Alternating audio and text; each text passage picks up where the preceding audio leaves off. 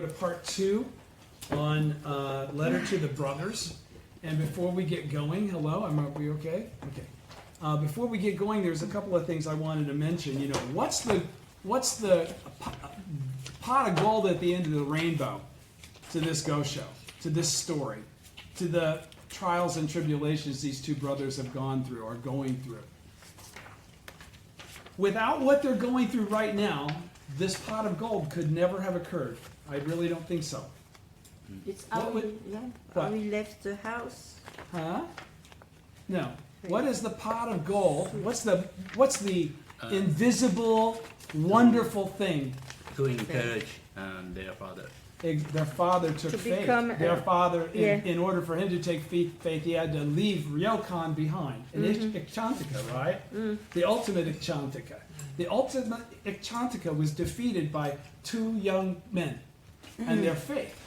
Their faith. Because without them demonstrating through the course of their life, and how did they do that? They expressed the faith that the Daishonin encouraged them in, right?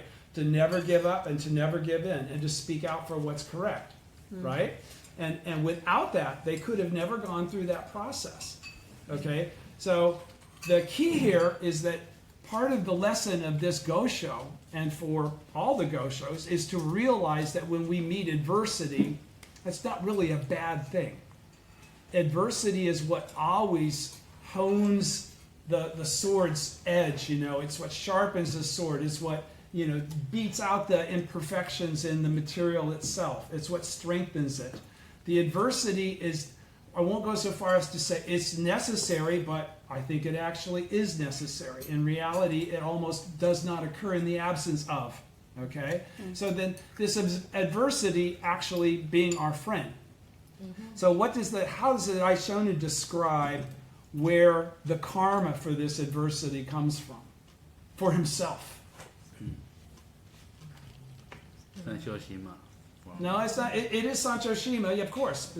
But the karmic reality of what's creating that effect. What does he say is the reason for that? Do any of you know? It'll mention it again here in a minute, but I'm going to read it to you from where he actually specifically states it as a point question answer kind of a thing. It's from the opening of the eyes on page 281.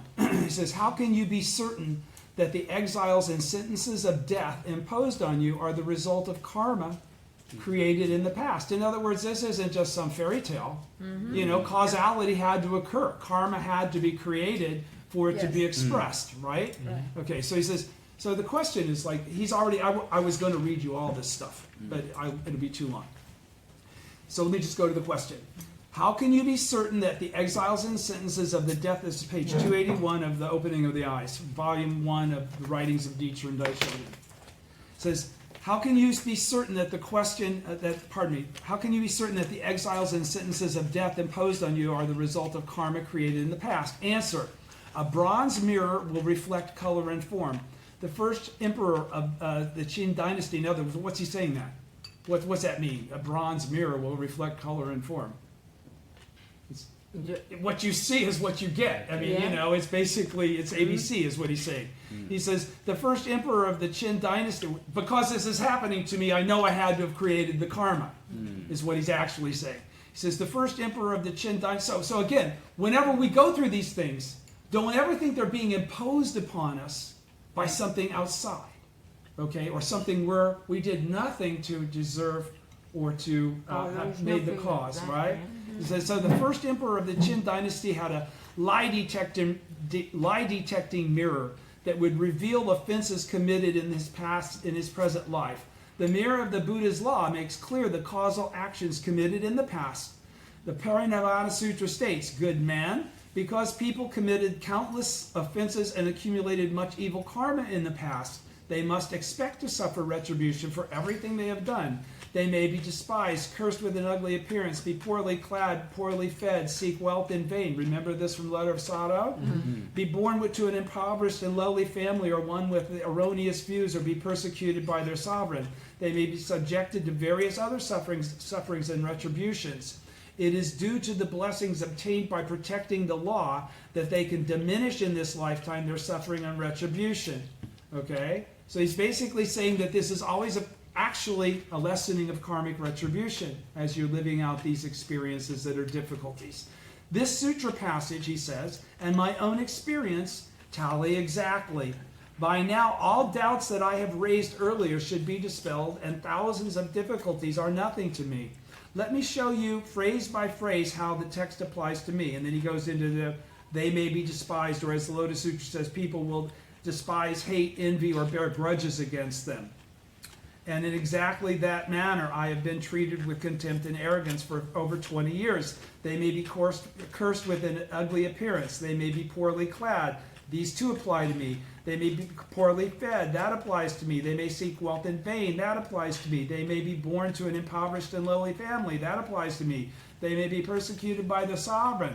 Can there be any doubt that the passage applies to me? The Lotus Sutra says again and again we will be banished. And the passage from the Parinirvana Sutra says they may be subjected to various other sufferings and retributions. These passages apply to me, but it says they. Okay? So it's talking about all of us in actuality. He's speaking to all of us. He's teaching us through his own life. The passage also says it is due to the blessings obtained by protecting the law that they can diminish in this lifetime their suffering and retribution. The 5th volume of Great Concentration Insight has this to say on the subject. The feeble merits produced by a mind only half intent on the practice cannot alter the realm of karma. But if one carries out the practice of concentration and insight so as to observe health and illness, then one can alter the cycle of birth and death in the realm of karma. It also says as practice progresses and understanding grows, the 3 obstacles and 4 devils emerge in confusing forms, vying with one another to interfere.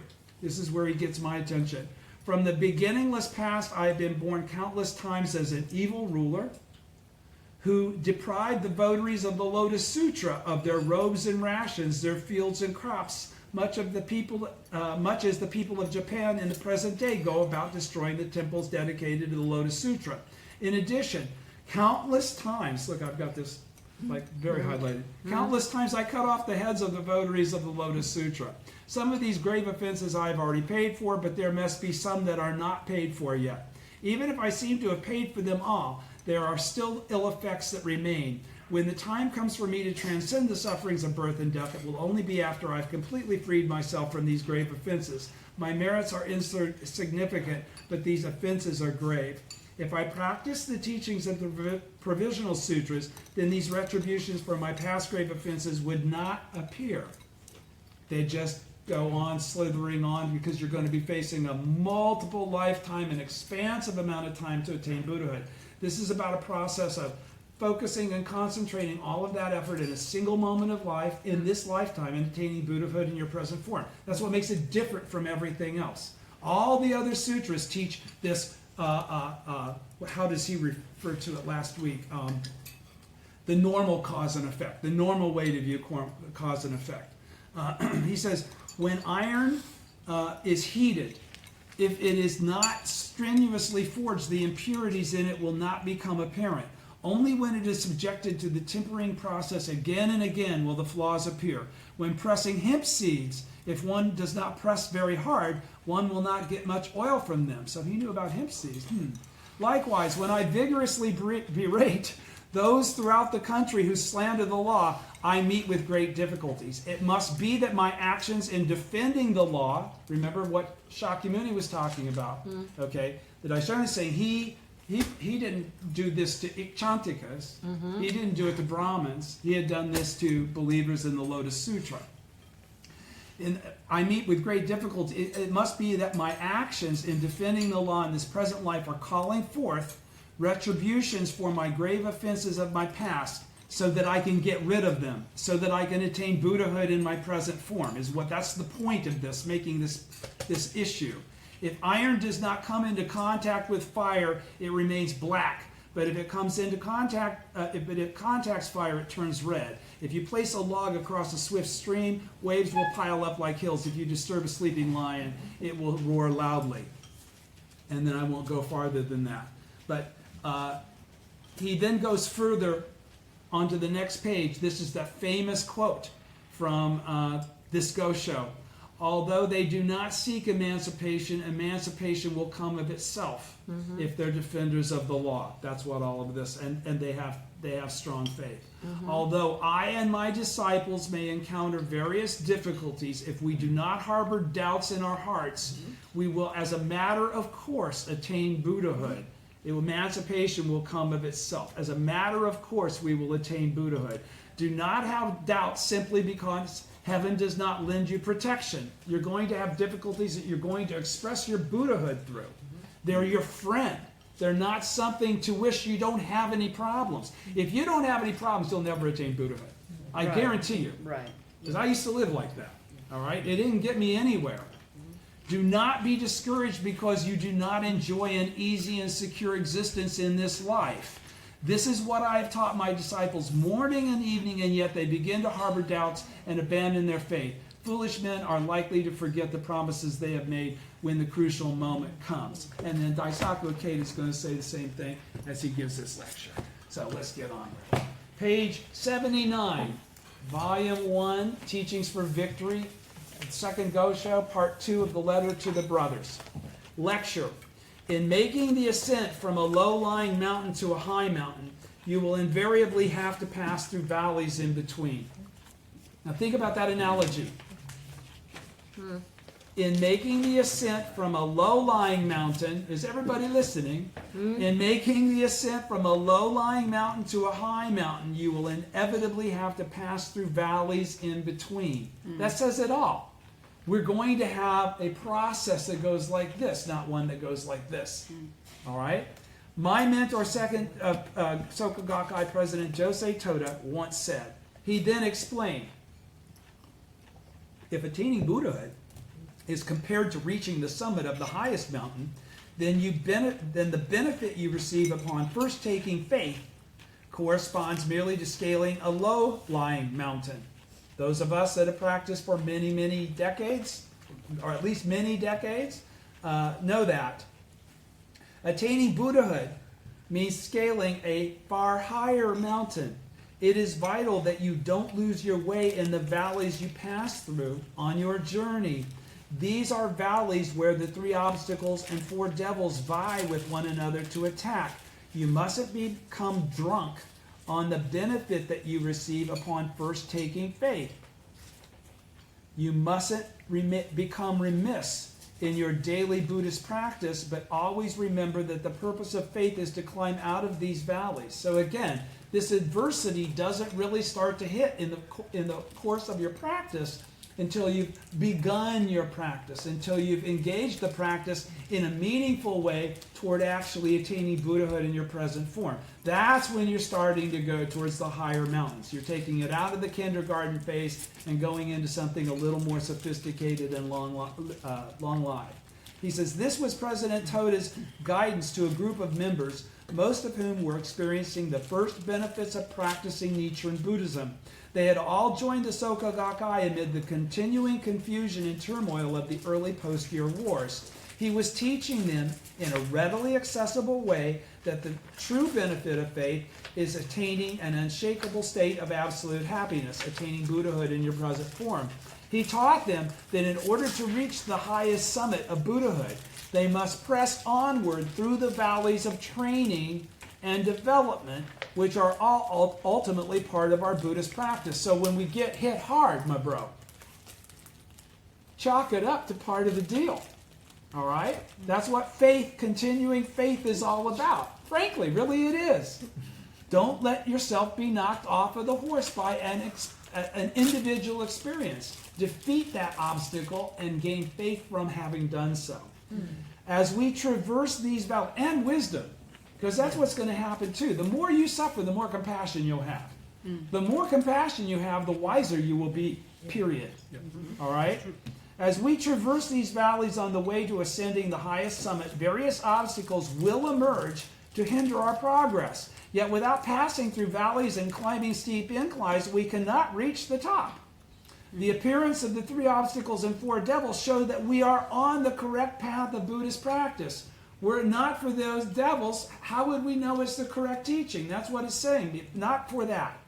With President Toda's encouragement and kind face engraved in their hearts, our pioneering members bravely challenged the onslaughts of the 3 obstacles and 4 devils and forged an inner state of indestructible happiness. They established the Soka Gakkai as the entity that it is today.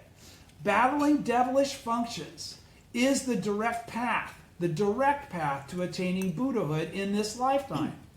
You don't want to do it so that you have to be born again and again and again going through this, right? This is a pivotal tenet of Nichiren Buddhism. In the letter to the brothers, Nichiren Daishonin teaches the embattled Ikegami brothers, Muinaka and Muinaga, the essence of faith for defeating obstacles and devilish functions and ultimately attaining Buddhahood. So what does he say there? The essence of faith for defeating obstacles and devilish functions. So this isn't about getting the abuse or losing. Okay? This is about kicking everything's ass in your way. Period. That's what a Buddha does. And attaining Buddhahood. That's what that is. He discusses from 3 perspectives the reason that Lotus Sutra practitioners encounter hardships and the significance of these hardships. So let's take note of what those 3 things are. First, he explains that hardships arise due to the devil king of the 6th heaven harassing practitioners by negatively influencing those around them, including people of wisdom, the ruler, and the practitioner's own parents, partners, or children, to prevent them from obtaining enlightenment. I discussed this principle in the previous installment of this series, last week. Second, Nichiren explains that practitioners encounter hardships because of their own karma from past lifetimes. He clarifies, however, that hardships arising as a result of practicing the Lotus Sutra should in fact be considered a benefit in the form of lessening one's karmic retribution. And if you can't embrace it on that basis, you're going to suffer through those experiences rather than seeing them for what they are and having the life condition to make short order of that challenge. The more you don't see it like that, the harder it will be. Period. Because the life condition that comes from seeing them as a benefit instead of a problem or a bummer or a downer is night and day. Your life condition is everything as you encounter these battles. So it's really about how much Daimoku do you chant in front of the Gohonzon. A lot of people just think and know a lot of shit. They don't really chant that much, frankly. Okay, that's just a fact. There are a lot of people that are practicing members and they don't chant that much Nam-myoho Renge-kyo out of their mouth to the Gohonzon with a sincere desire to attain Buddhahood. They chant about this problem or that person or this person or that job or whatever, but they don't chant about attaining Buddhahood. Okay, that's what he's talking about now. All right. Third, so you got to be on a serious path to perceive things that way. Okay, of course, otherwise you won't perceive them that way. Third, he explains the hardships can also be seen as ordeals devised by the heavenly deities, the protective functions of the universe, to test the strengths of a person's faith. As such, hardships represent opportunities to forge and develop one's life with a view toward attaining Buddhahood. Seisen Doji, Boy Snow Mountains, that was me once. In this installment, I will focus on the 2nd and 3rd perspectives. Page 80, second column. Hardships are proof of lessening karmic retribution. Now, we who believe, this is from the Gosho, we're rereading what we read 2 weeks ago. We who now believe in the correct teaching, in the past, once committed the offense of persecuting its practitioners. So he qualifies. What I just read from the opening of the eyes, he's now saying in this Gosho, the letter to the brothers, we who now believe in the correct teaching in the past once committed the offense of persecuting its practitioners, and therefore are destined to fall into a terrible hell in the future. The blessings gained by practicing the correct teaching, however, are so great that by meeting minor sufferings in this life, we can change the karma that destines us to suffer terribly in the future. Okay? Have you never mistreated any practitioner of the law? I have. I mean, many times. not meaning it in this deep sense of like cutting off heads or anything. But again, karma is karma, right? Whenever we create disunity through any of our actions, whether we meant them to be something so bad or not, Nietzsche is saying they're that bad, all right? So he says, again, we who now believe in the correct teaching in the past once committed the offense of persecuting its practitioners, and therefore are destined to fall into a terrible hell in the future. The blessings gained by practicing the correct teaching, however, are so great that by meeting minor sufferings in this life, we can change the karma that destines us to suffer terribly in the future. As the sutra says, one's past slander may cause one to suffer various retributions, such as being born into a poor family or a family with erroneous views or being persecuted by one's sovereign. A family with erroneous views means one that slanders the correct teaching, and persecution by one's sovereign means to live under the reign of an evil ruler. These are two sufferings confronting you now, Muanaka and Muanaga. In this section, continuing, page 81, first column, from the lecture from President Keita. In this section, Nichiren Daishonin explains that, although practitioners of the correct teaching of the Lotus Sutra may meet with great hardships as a result of their Buddhist practice, this is actually a benefit because it enables them to lessen their karmic retribution and fundamentally change their karma. For instance, he says, we may have persecuted Lotus Sutra practitioners in a past existence, an offense that would normally destine us to fall into a terrible hell in the future. But because of the powerful benefit of our Buddhist practice in this lifetime, we can call forth the retribution of great suffering that awaits us in the future and instead experience it in the present in a lesser form. Nichiren Buddhism, a teaching of changing karma, first recognizes that the cause of all negative karma can be traced to disbelief in and disrespect for the mystic law, which is termed slander of the law. And we've all done it. If you can't remember it, then you just forgot. We've all done it. Nichiren Daishonin just qualified that. President Keita just qualified that. So accept it for what it is, the truth. Nichiren Buddhism, a teaching of changing karma, because what's the side of good karma and bad karma are what? Are they two different things? No, we just flip this shit. You know, it's not a big deal if we get our head around what it really is. First recognizes that all negative karma can be traced to disbelief in and disrespect for the mystic law, which is termed slander of the law. This clarification of fundamental evil also illustrates that which constitutes fundamental good. If we are to change our karma, a clear understanding of the basic causality of good and evil in life is vital. 3 stars. Why?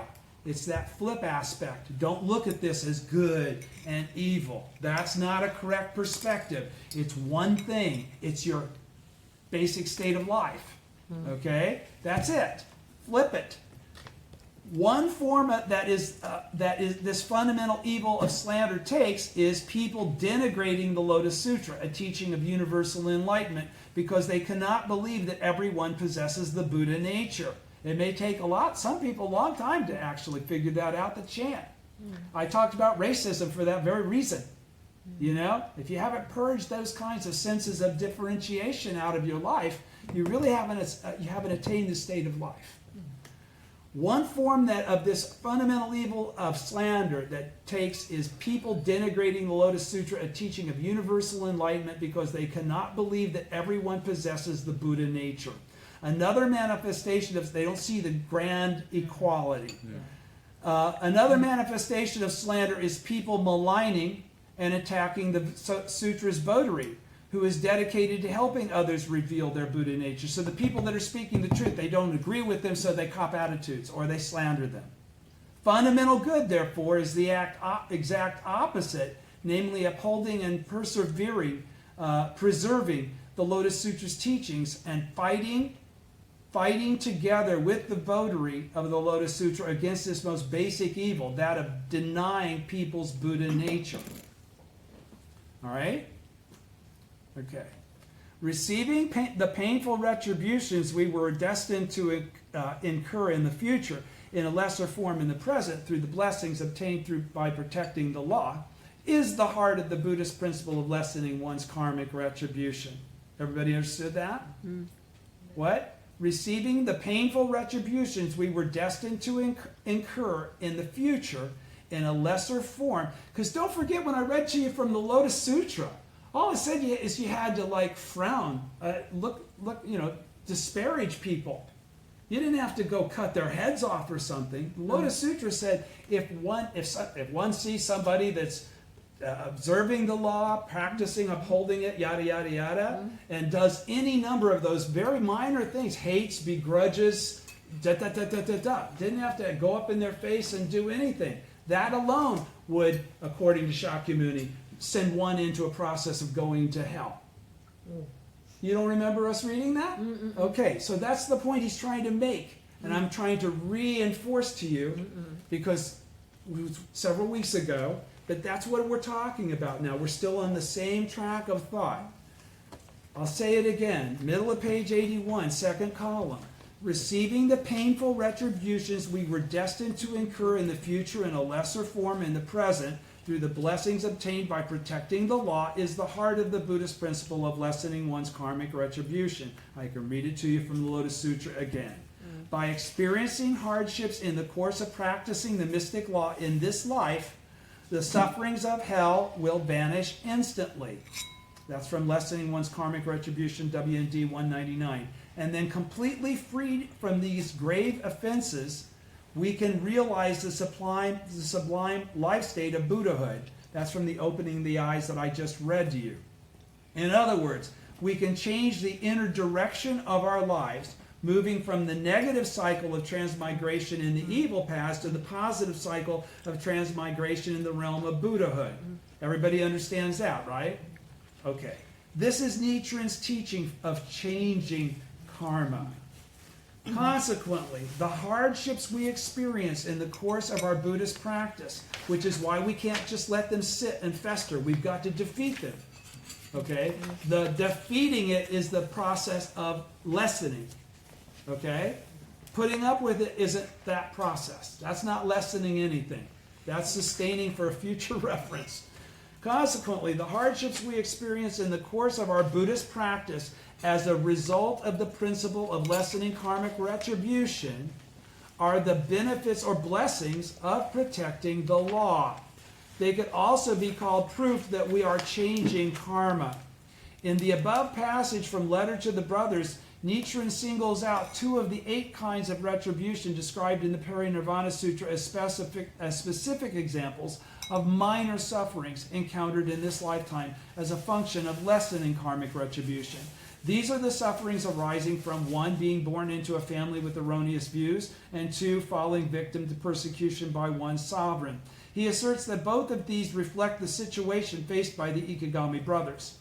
Nichiren explains that a family, this is page 82, middle of the first column, Nichiren explains that a family with erroneous views means a family that slanders the correct teaching of the Lotus Sutra, while persecution by one's sovereign means living under the reign of an evil ruler.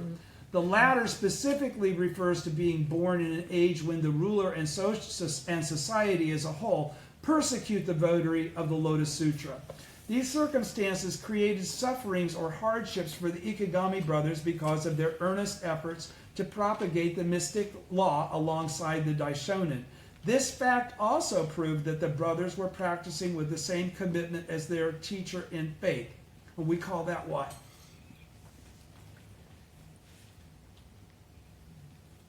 This is an easy one. This fact also proved that the brothers were practicing with the same commitment as their teacher in faith. What is that referred to as? Same mind as Nichiren. Well, yeah, if you're fortunate enough to be born in Nichiren's time, but this is actually the expression of the mentor-disciple relationship. Okay, so it doesn't have to be with Nichiren. It can be with a votary of the Lotus Sutra. Yes. Somebody that actually is correct when they say what they say. Okay? Yeah. Second column, page 82. The process of changing karma forges and polishes our lives to the highest degree.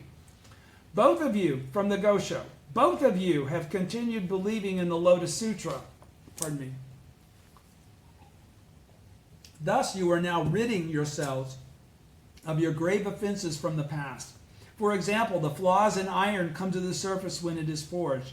Put into flames, a rock simply turns to ashes, but gold becomes pure gold. Continually present in Cato's lecture, second column, page 82. When iron is repeatedly heated and hammered, I used to get hammered quite a bit. Impurities can give rise to brittleness. Impurities that can give rise to brittleness are literally driven out. And as the forging process is continued, the iron becomes even stronger. In the same way, Nichiren Daishonin says the Ikigami brothers are experiencing retribution in the form of hardships in this lifetime. That is, because of their strong faith, they are drawing forth retribution for past grave errors and thereby expiating their negative karma. Expiating it. It's gone. As this passage indicates, when viewed in terms of the Buddhist principles of lessening karmic retribution and changing karma, hardships take on deeper meaning and come to signify opportunities for forging and developing our faith and our inner state of life. And you don't think that way unless you are chanting Daimoku to the Gohonzai. That will not come out of your life unless you're actually doing what you're supposed to do. That doesn't come from here. That comes from here. All right? In this passage, as this passage indicates, when viewed in terms of the Buddhist principles of lessening karmic retribution and changing karma, hardships take on deeper meaning and come to signify opportunities for forging and developing our faith in our inner state of life. How many of you have ever felt that way when you chanted about a problem? Very. It's not often, right? It's not wrong. If we're honest about it, we really don't view it that way very often. This is the correct way to view it. This is the fastest way to make that obstacle go away. This is the way a Buddha views it. If you read what the Daishonin says, he says, bring it on. You know, the more of this shit that hits the fan, the farther away from me it's going to fly. Okay? No problem. I'm going to defeat this and thereby attain Buddhahood in my present form. That's the conviction of a bodhisattva of the earth. Because bodhisattvas of the earth came to this earth for the purpose of showing others how to attain Buddhahood. And if you don't know how to do this, you can't teach. All right? Elsewhere, Nichiren writes, iron when heated in the flames and pounded becomes a fine sword. Letter from Sato, that was something we just read a couple weeks ago, 3 weeks ago. The process of confronting and challenging our karma enables us to polish and strengthen our faith. When we are tested by the fires of karma, we can show our true mettle. Right, Joe? If we are irresolute, we will be like ash and crumble. But if we maintain a firm resolve, we will become pure gold, our lives growing ever more radiant. The supreme purpose of Buddhism is to forge, polish, and strengthen our lives. When polishing and developing, people with ability and talent will not shine their without polishing and developing, people with ability and talent will not shine their brightest. Without training, people of genuine commitment will not be fostered. By striving wholeheartedly for Kosen Rufu, we can transform our negative karma from past experiences and bring our lives to shine with the brilliance of a gleaming, unbreakable sword. Speaking of training and development on the Soka path of mentor and disciple, like those boys were there, Speaking of training and development on the Soka path of mentor and disciple, walked by our first and second presidents, Tanesaburo Makaguchi and Josei Toda, and in turn by Mr. Toda and me, every day was one of forging and polishing our lives, because they were constantly in the shit. It was difficult. Mr. Toda was 19 when he met Mr. Makaguchi. This is kind of mystic to me, because that's when I met Mr. Matsuoka as well. Mr. Toda was 19 when he met Mr. Makaguchi. In a diary entry the following year, in April 1920, Mr. Toda wrote, I must forge myself so that I can take on the great mission of being an asset to my country and a leader of the world, and I must polish myself so that I can carry out that mission. I will pay no attention to the criticism or derision of my contemporaries. All that matters is that I achieve my goal. At the time, the young Mr. Toda had just been hired as a temporary substitute teacher at the Nishimachi Elementary School in present-day Taito Ward, Tokyo, where Mr. Makaguchi was the principal. Having encountered a great mentor in life, he deeply determined to forge himself, to polish his character and ability, and to develop himself mentally and physically so that he could realize a great objective. When I had my fateful first meeting with Mr. Toda, I too was 19. And I embarked on the great and noble path of striving with the same commitment as my mentor. Even facing the bitterest adversity when Mr. Toda's businesses fell into dire financial straits, I gave my all to support and protect him, taking on the full brunt of all criticism from society. The following entry in my diary from December 1950 expresses my feelings at that challenging time. Struggles and hardships. In their midst you will develop true humanity. In their midst you will forge an iron will. In their midst you will know real tears. In their midst know that there lies the human revolution.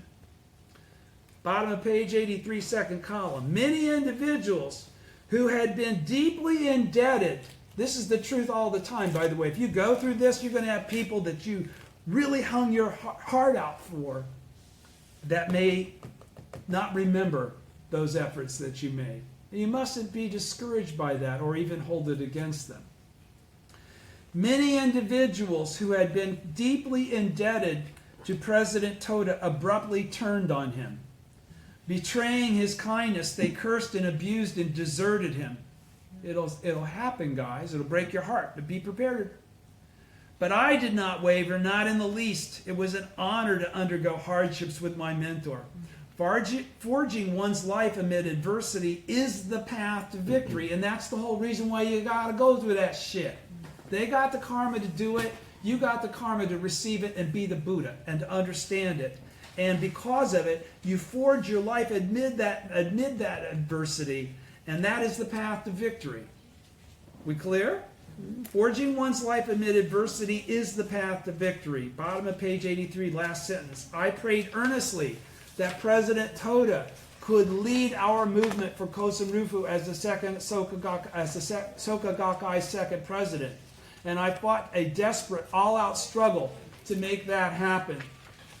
Page 84 from the Gosho, titled Heavenly Deities Test One's Faith.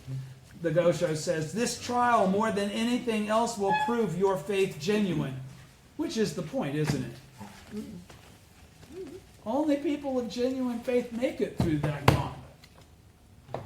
It's the way to demonstrate and validate the fact that your faith is genuine. There is no retirement from Buddha. No. Not to the last moment of your life. That's the teaching up front.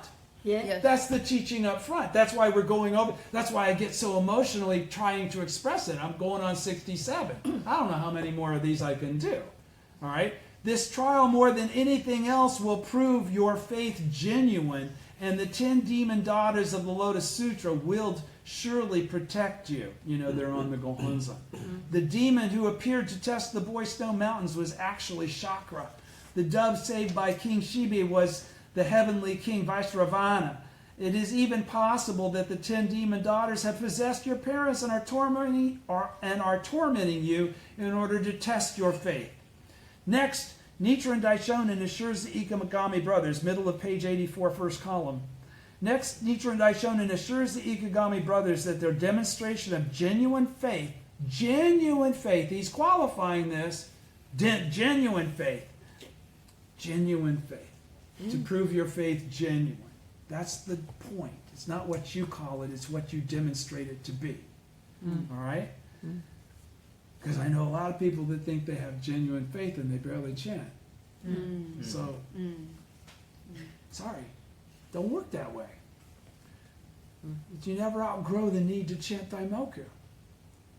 Next, Nichiren Daishonin assures the Ikigami brothers that their demonstration of genuine faith guarantees the protection of the heavenly deities, who vowed in the Lotus Sutra to safeguard the sutra's practitioners. Having said this, he adds that the heavenly deities at times also seek to test the genuineness of people's faith. This, he says, is what happened when the god Chakra took the form of a demon to test the seeking spirit of the Boy Snow Mountains, or when the heavenly king Vashravana took the form of a dove to test the compassion of King Shibi.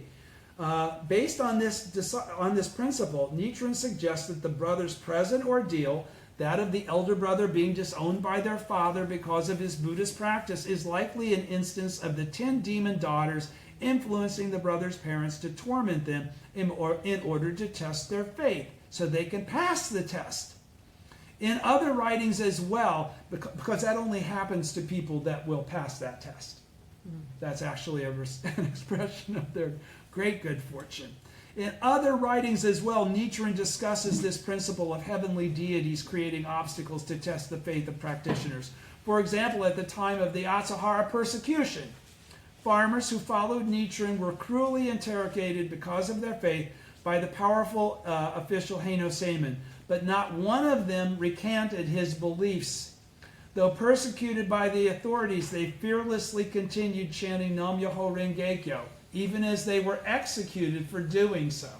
Okay? And thereby, for sure, attained Buddhahood in their present form. They may have not understood anything about the Lotus Sutra. They were peasant farmers. It was not what they knew. It was the act of faith that they lived their lives with that allowed them to attain Buddhahood absolutely in their present form, which assured that they would be the Buddha in every lifetime in the future. So this isn't about what you know. It's always about what you do. It's always about what you do. I've known a lot of shit for a long time, but I haven't done what I'm supposed to do but for maybe the last 10 or 15 minutes. In other writings as well, I'm being facetious. In other writings as well, Nichiren discusses this principle of heavenly deities creating obstacles to test the faith of practitioners. For example, at the time of the Asahara persecution, farmers who followed Nichiren were cruelly interrogated because of their faith by powerful officials, Heino Seimin, but not one of them recanted their beliefs.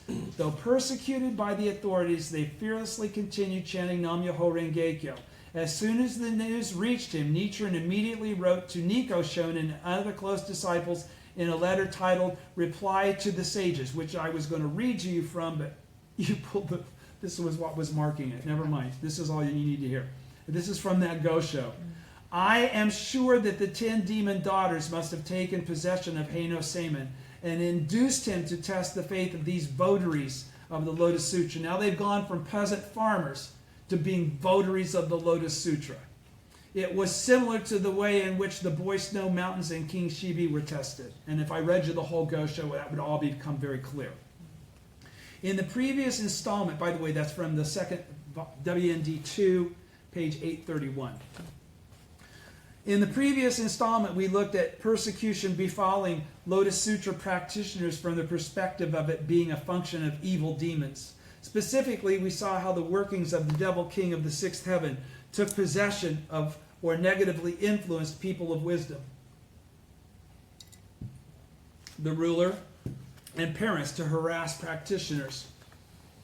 Why on earth, then, would heavenly deities, such as the 10 demon daughters, rightly the protective forces of the universe, take possession of Heino Seimin and thereby try to test the faith of the farmer followers of Asahara? That's a good question, isn't it?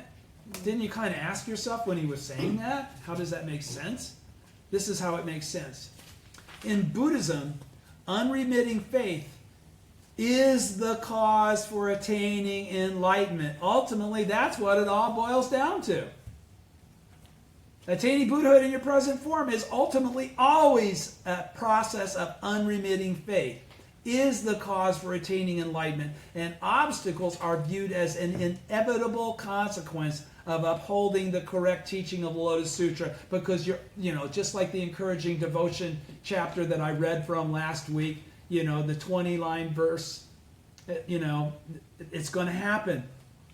The crux of the matter, therefore, is whether when great hardships or persecutions arise, we are consumed by fear and abandon our faith, or muster our courage and remain steadfast.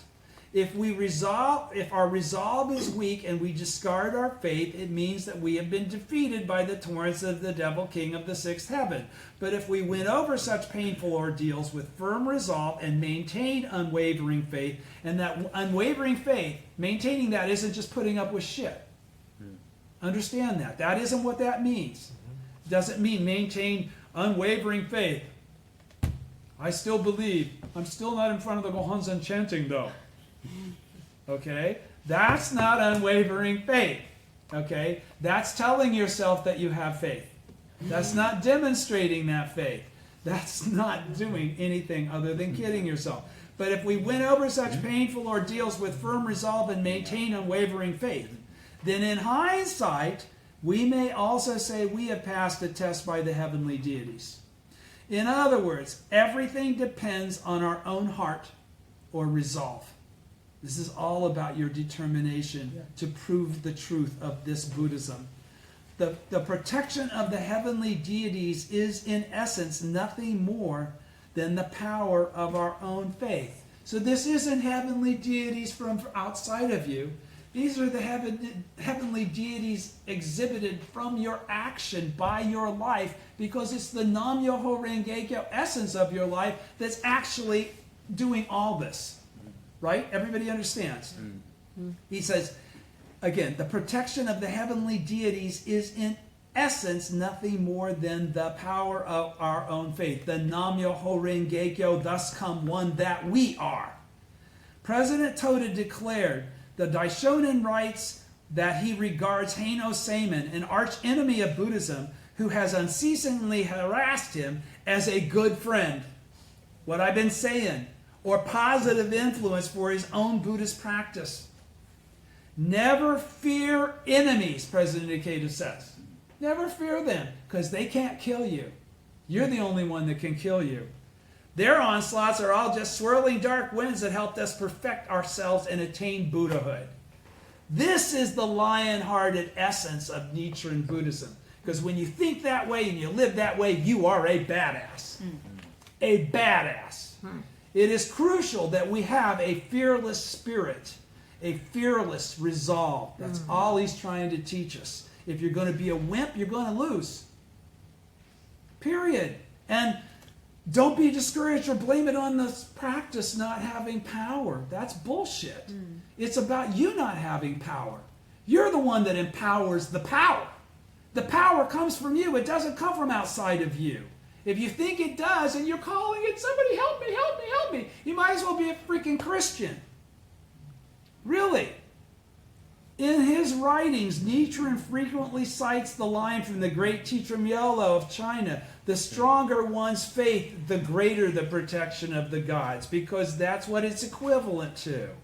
The heavenly deities will unfailingly protect Lotus Sutra practitioners whose faith is genuine. There we go again. Faith is genuine. That's based on action, not based on how many meetings you went or what position you have in the organization. Frankly, in reply to the sages, the same Gosho I just read from, which I quoted earlier, Nichiren further explains that the Buddhas, Shakyamuni and many treasures, as well as the Buddhas of the 10 directions and the heavenly deities, made a solemn vow at the assembly where the Lotus Sutra was preached, promising to guard and protect the sutra's votaries. He also says that based on the principle of changing poison into medicine, reward and punishment will be forthcoming where they are deserved by those that screw with us. Truly, the heart is what matters most. Our own faith. Truly, the heart is what matters most. Our own faith ultimately determines our future victory. Do you see all these stars? Quiet, young men. Truly, the heart is what matters most. Our own faith ultimately determines our future victory. I'll read it one last time. Truly, the heart is what matters most. Our own faith ultimately determines our future victory. The German poet and novelist Hermann Hesse wrote to the effect that only those who have the courage to fulfill their destiny can be called heroes. Those confident that everything begins with their own inner transformation are people of true courage and heroism that can forge lasting happiness for themselves. Which I wrote here, do not begrudge your life. Maintaining steadfast faith at a crucial moment, top of page 86. Any weakness in faith will be a cause for regret. Any weakness in faith. From the Gosho, Nichiren Daishonin saying to the Ikegami brothers, to you too, any weakness in faith will be a cause for regret. The cart that overturns on the road ahead is a warning to the one behind. In an age like this, no one can help but thirst for the way. You may hate this world, but you cannot escape it. The people of Japan are certain to meet with terrible misfortune in the immediate future. Any weakness in faith will be a cause for regret. We can read these words as an admonition for all who practice Nichiren Buddhism. Ultimately, everything hinges on whether we can realize how fortunate we are to have encountered a person who expounds this sutra exactly as the sutra directs, and to strive with this teacher to propagate the mystic law. If our faith or resolve is weak at a crucial time, we'll be left with eternal regret. When we encounter obstacles in the course of our Buddhist practice, we, in fact, find ourselves at a momentous crossroads, a vital juncture that will decide whether we open the gateway to attaining Buddhahood forever through strong faith or close off the path to happiness by forsaking our faith. Whenever great obstacles confront us, let's challenge them intrepidly, bearing in mind this passage from Nichiren. Nichiren Daishonin's, okay, here we go. This is it. Whenever great obstacles confront us, let's challenge them intrepidly, bearing in mind this passage from Nichiren Daishonin's treatise on the opening of the eyes. Although I and my disciples may encounter various difficulties, if we do not harbor doubts in our hearts, we will as a matter of course attain Buddhahood. Do not have doubts simply because heaven does not lend you protection. Do not be discouraged because you do not enjoy an easy and secure existence in this life. This is what I have taught my disciples morning and evening, and yet they begin to harbor doubts and abandon their faith. Foolish men are likely to forget the promises they have made when the crucial moment comes. Putting the spirit of this passage into action is the eternal lifeline. This is the most important thing any of you can ever remember from any teaching. If you can engrave that in your hearts, that's why we used to have to say it over and over again when I was younger. Putting the spirit of this passage into action is the eternal lifeline of the SGI. If we keep advancing with these words as our point of reference, our faith will shine with indestructible brilliance. Based on the spirit of this passage, anytime we face hardships is a crucial moment. It is therefore essential that we have the dauntless faith to enable us to fight back bravely at such times. For instance, when the 3 obstacles and 4 devils strike, when we are challenging ourselves to change our karma, or when we are engaged in a win or lose struggle for Kosen Rufu, we should realize that every day we can learn this spirit of faith from Nichiren's example. We must never be foolish people who cave in at a crucial moment. If our faith is weak or shallow, or if we are foolish, we will end up drifting along aimlessly like floating weeds, lacking fundamental purpose. Human beings are animals that seek meaning in life. Through this earnest pursuit, it is possible to give infinitely profound meaning to our existence. Infinitely profound meaning is attaining Buddhahood in your present form so you could be that forever and help people forever, help entities forever. SGI members can limitlessly, which is what that is, deepen their faith and the meaning of their lives, for they are all experts in the art of living and the art of happiness. In this passage from the letter to the brothers, Nichiren further states, in an age like this, no one can help but thirst for the way. These words reflect society at that time, where people were filled with anxiety and uncertainty toward the future. There were repeated famines, epidemics, and natural disasters, sounds like now, certainly such an age would spur thinking people to seek the Buddha way. The more confused and disordered a society becomes, the more people will seek a profound philosophy on which to base their lives. Nichiren Buddhism is truly the Buddhism of the sun, which is what we're going to start calling Soka philosophy from now on. Nichiren Buddhism is truly the Buddhism of the sun, with the power to illuminate the darkness of the evil age of the latter day of the law. But Japan, far from according Nichiren the respect he deserved, attacked and persecuted him. As a result, his predictions of internal strife and foreign invasion came to pass. The country was plunged into a dire predicament it was helpless to remedy. The inescapable suffering and misery that faced the entire land was a manifestation of what Buddhism terms general punishment, general causality. Punishment that falls upon people as a whole for slander of the law. In the letter to the brothers, Nichiren declares that this state of affairs was self-evident given the recent events that had taken place, namely internal strife in the form of the February disturbance and the Mongol invasion in 1272 and 1274 respectively.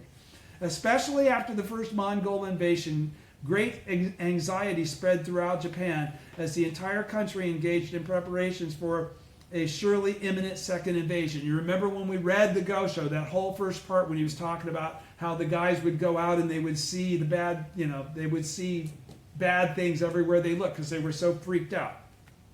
A passage in the letter to the brothers vividly captures the fear that gripped those who went off to confront the Mongol forces. Here it is, sorry. They had to leave behind their aged parents, small children, young wives, and cherished homes. This is from the Gosho we read 2 weeks ago. And cherished homes to go out and defend a sea to no avail. If they see clouds on the horizon, they imagine them to be the enemy's banners. If they see fishing boats, they think them Mongol warships and are paralyzed with fear. The sufferings of war are the same in any age. They are marked by painful parting from family and loved ones and living with the constant knowledge that death may come at any moment. The ordinary people always suffer the most in war. Therefore, war must be prevented at all costs. This is the eternal cry of Buddhists. Nichiren says that the mood prevalent amongst people in society, though still alive, they feel as they were in the world of asuras. In one respect, his struggle was to transform such a society into one in which all people could enjoy peace and happiness. That's our gig now. At any rate, the responsibility for the situation causing the people's immense suffering lay with the country's ruler, who had sided with unscrupulous and ill-intentioned individuals to persecute Nichiren, a person of the greatest good. Nichiren keenly observes that ultimately the Ikegami brothers were being treated harshly by their father because the ruler had been led astray by evil priests and had become an enemy of the Lotus Sutra. Buddhism is about winning. Nichiren writes, "You must see for yourselves the blessings of the Lotus Sutra. I, Nichiren, will also emphatically call on the heavenly gods." So what did he say? He said, basically, you can't just listen to me talk about all this or just watch me as an example and get the same... You must see for yourselves the blessings of Lotus Sutra. You must see the proof of actual fact. You must see that there is empowerment that's available in your life that only comes from your life. That it's not something outside of you. Okay? He says, he powerfully urges the two brothers to join him in showing everyone the truth of the great teaching they uphold through their united prayers and solidarity as mentor and disciple. Nichiren consistently teaches these cherished disciples to boldly confront devilish functions, negative forces, and to always take the offensive in this struggle. Offensive. That means you go fight them. You don't wait them to find you. You overtly go after them to defeat them because you know you can. You're not afraid. You kick ass. You're a badass. If one is passive or fearful, such negative forces will only grow stronger. They've got you on the run. Why wouldn't they? He instructs them, you must never be cowardly. Mr. Toda once said, and people are going to think you're arrogant if you live that way. Tough shit. Okay? Let them get over it. Live that way. He instructs them, you must never be cowardly. Mr. Toda once also said quite sternly, what can the faint-hearted who shun difficulties possibly accomplish? I'm sure none of my disciples fit that description. I'll say it again. Mr. Toda once said quite sternly, and he said things sternly quite often, what can the faint-hearted who shun difficulties possibly accomplish? I'm sure none of my disciples fit that description. He also declared the Soka Gakkai is an organization of lions, a gathering of lions. We have no use for cowards. That's being of the same mind as Nichiren. Second column, page 88. You must grit your teeth and never slacken in your faith. From the Gosho. You must grit your teeth and never slacken in your faith. Be as fearless as Nichiren when he acted and spoke out before Heino Seimin no Jo. Although theirs was not the path to Buddhahood, the sons of Lord Wada and the governor of Wakasa, as well as the warriors under Masakado and Sadato, fought to the death to preserve their honor. Death comes to all, even should nothing untoward ever happen. Therefore, you must never be cowardly, or you will become the object of ridicule. Okay? And when he was talking to Heino Seimin, he was basically flipping him off the whole time he was talking to him. Okay? And that's what led to him going to Tatsunokuchi. Nichiren Daishonin repeatedly encourages the Ikegami brothers who were experiencing adversity because of their faith. Don't forget, this was all about the dad saying, I want you to quit practicing Nichiren's teaching. This wasn't because he didn't like how they were handling their jobs. It had nothing to do with that. It was because who were experiencing adversity because of their faith. By writing to them such passages as, you must neither show nor feel any fear, and never slacken in your faith. The purpose of our faith is to establish a serene state of happiness that nothing can destroy, is to become a badass. Through his encouragement, therefore, Nichiren no doubt was urging the brothers to view their present struggles as opportunities to strengthen their character in order to remain undaunted amid any hardship. Nichiren Buddhism is a teaching of mentor and disciple, because you're never going to come up with all the shit that I just read on your own. Okay? You can read this over and over again. You will not derive that from it. Unless a mentor teaches it to you, you'll not understand it as it's being expressed. Nichiren Buddhism is a teaching of mentor and disciple. If the mentor is a lion king, the disciples must also be lion kings. The mentor thus calls on his disciples to learn from and follow his example, as indicated by the statement, be as fearless as Nichiren when he acted and spoke out before Heino Seimin no Jo. Nichiren instructs the brothers to persevere in faith and fight with the same resolute spirit he has shown in his struggles. That's what I got from reading all the Goshos all that time before I started really listening to President Ikeda. That's where I got my attitude. I got it from Nichiren Daishonin. How he talked. He didn't talk like some sissy kid. He talked like a badass. Always. Okay? That was the spirit that I saw imbued in my mentors. They were badasses. Mr. Matsuoka, Mr. Osaki, those were badass dudes. Man, I hope I can convey that, because it's so important. This mentor-disciple is not a catch-all phrase, and it's not about hero worship or kissing ass. It's about actualizing in your life what you've seen someone else that you can see is showing a greater state of life than you. Right. How to bring it forth. What is the process of bringing it forth? And it doesn't happen overnight. And it doesn't happen automatically. And it only happens by going through those mountains and valleys and mountains and valleys and mountains and valleys. And that's why I talk with the fervor that I do, because I've been through this for so many years. It's all the truth.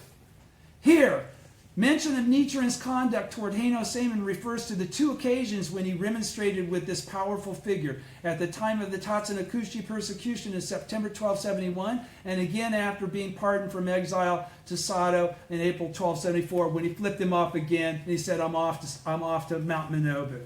At the time of his arrest, Nichiren declared with towering conviction to Heino Seimin, Nichiren is the pillar and the beam of Japan. Doing away with me is toppling the pillar of Japan.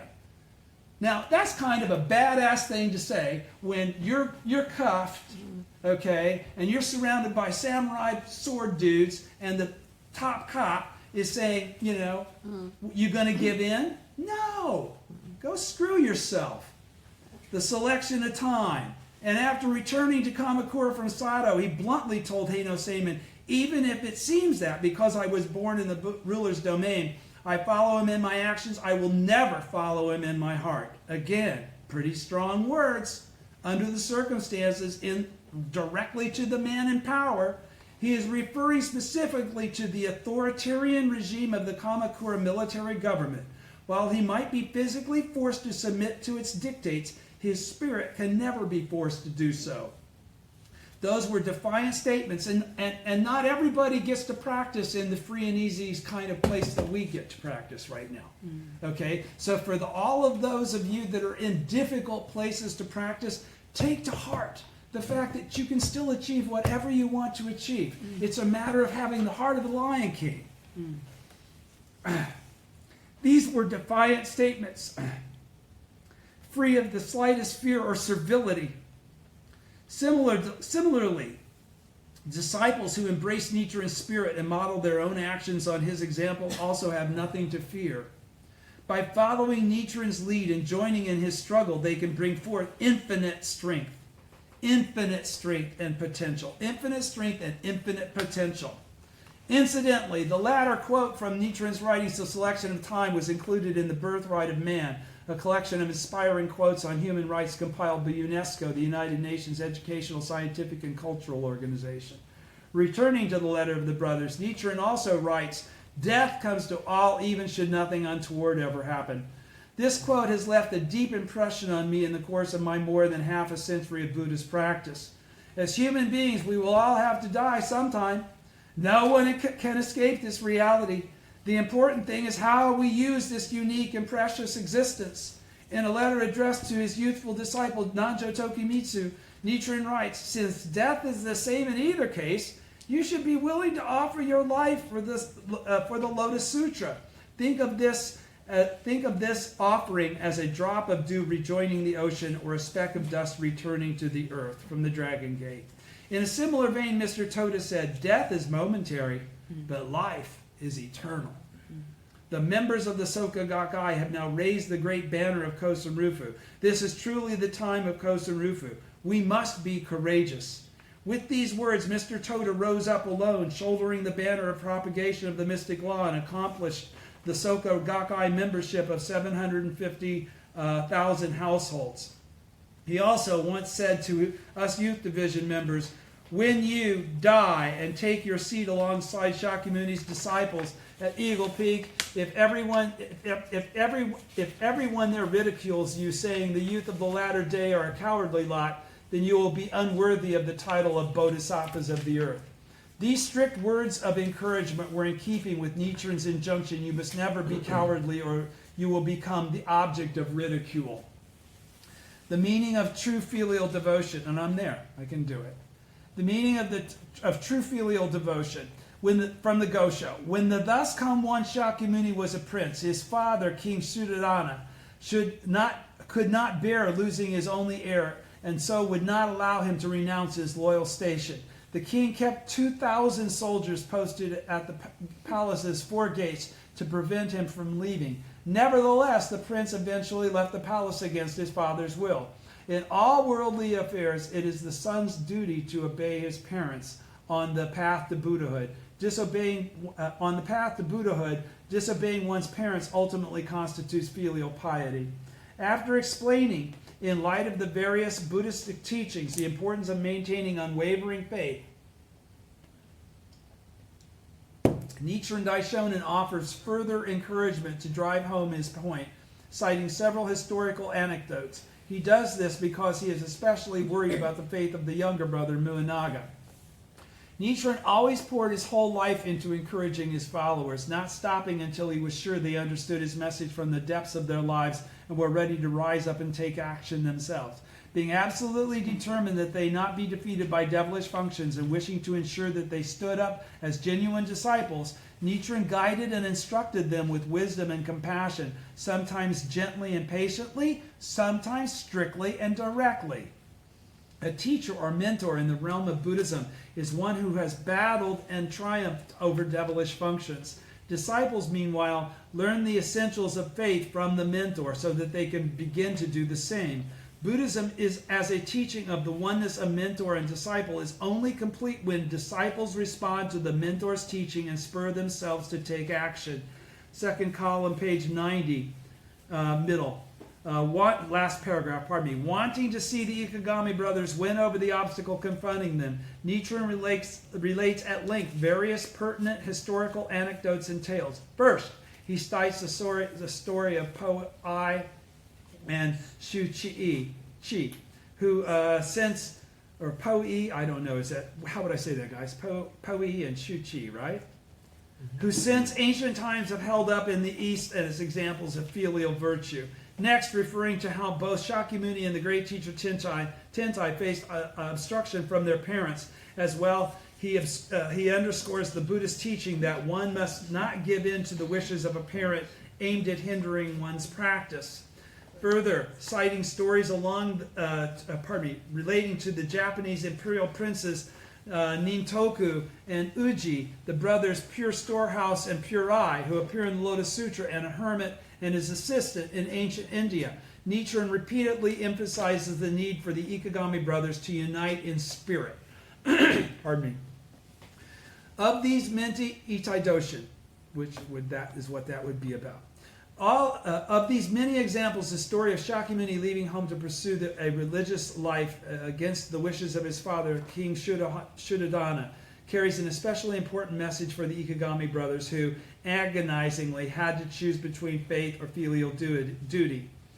Faith and filial devotion are normally not in opposition, so there's no need to choose one at the expense of the other. In fact, Nichiren Buddhism teaches the importance of filial devotion, being a good son or daughter to one's parents, and also clarifies what filial devotion really means. Nichiren writes, like for instance, for me, it was not to not become Buddhist, it was to get my parents to chant Nam Myoho Renge Kyo, which I did. Okay, that's filial devotion.